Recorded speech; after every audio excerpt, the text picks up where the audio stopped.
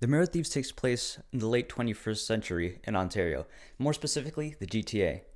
Not this one, this one. Truly, we're already off to a dystopian start. Now, in this near future, the world is basically falling apart.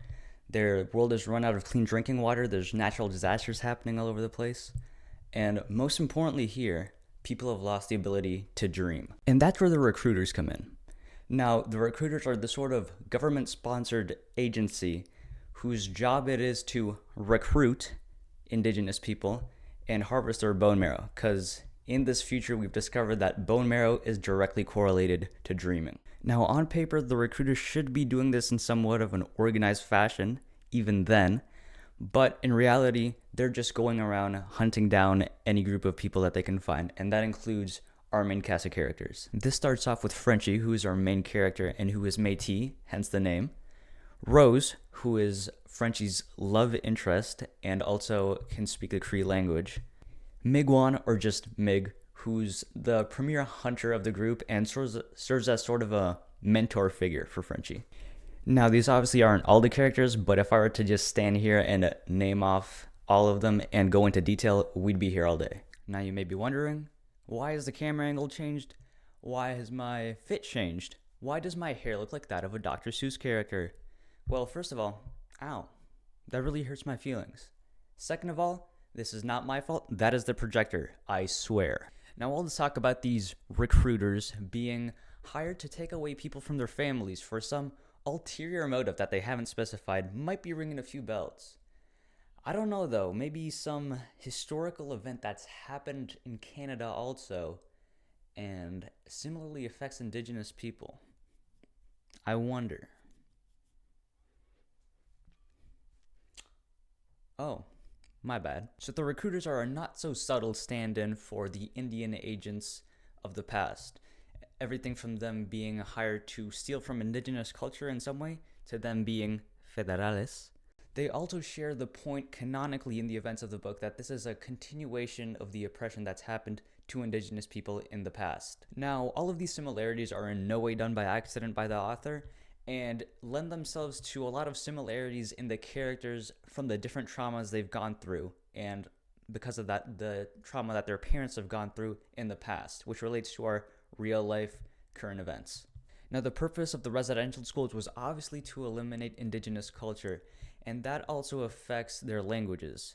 For example, many indigenous residential school survivors from that time period, or their children, don't know how to speak their native languages, and this has caused a sort of rage and resentment for the people who have taken that away from them, or just a general feeling of insufficiency in the community for not being indigenous enough. Now, this is something that affects our main character, Frenchie, as the first time that he meets Rose in the book and finds out that she can speak the Cree language, he's immediately resentful and frustrated because obviously he's lived through the same scenario, so in his mind, he should be the one who's indigenous enough to speak the Cree language, and he feels an insufficiency of sort from that area. Now, another character who's been directly affected by residential schools is Mig.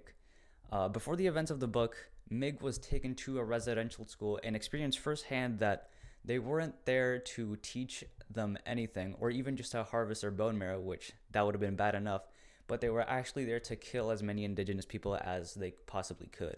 Now that he has escaped, he has been forced into this hunter-gatherer lifestyle from being constantly on the move. Now, for good reason, he's tried to pass these traits on to the rest of the group so they can better survive this world that they now live in.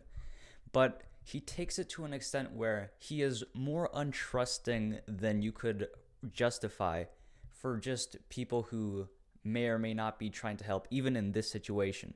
In other words, the trauma and the things that he's seen have caused him to sort of close out from the outside world in this aspect, and this is just an example of how these type of events can really drive a person to not only not behave like themselves, but to behave not in a very helpful way, especially if they're being a mentor of these children in the group.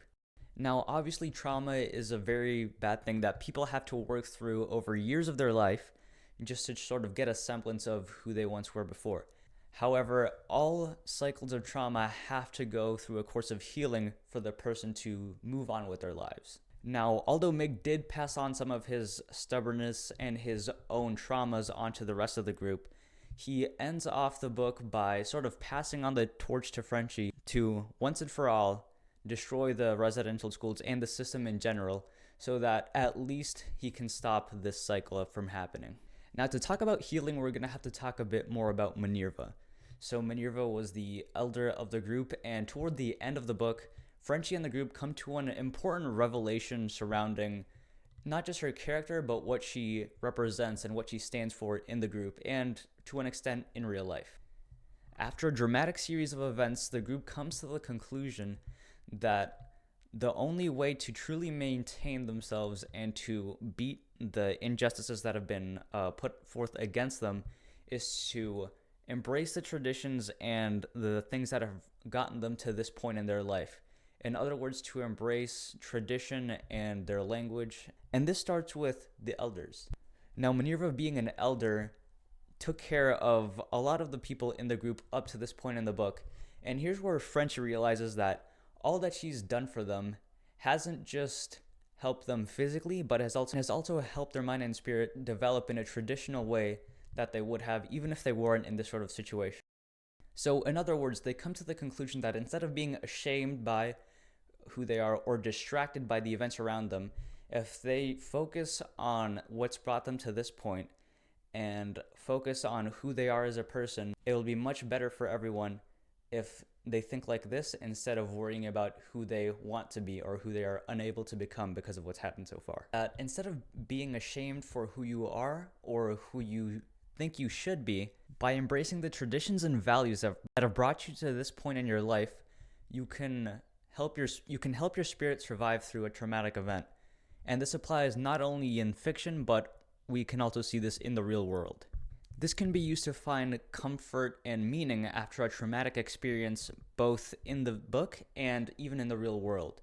And this is what a lot of Indigenous people have to go through, and it's been seen a lot in these Indigenous communities who have been affected by residential schools.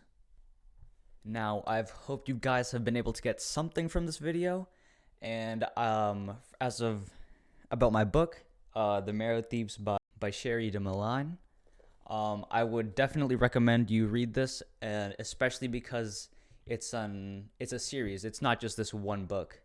I guess the moral of the story is stay true to yourself. Don't be ashamed for who you are, which, I mean, I guess is a life lesson. So make of that what you will, and have a good night, even though it's probably before 2 p.m. So yeah, if you have any questions about the book, you can just ask me after this is over. Or, don't interact with me ever if you don't want to. But anyway, this has been me with this blanket in front of my closet. That's been everything for this goofy video. Remember to subscribe for more bi-yearly uploads. But yeah, that's about it. See ya.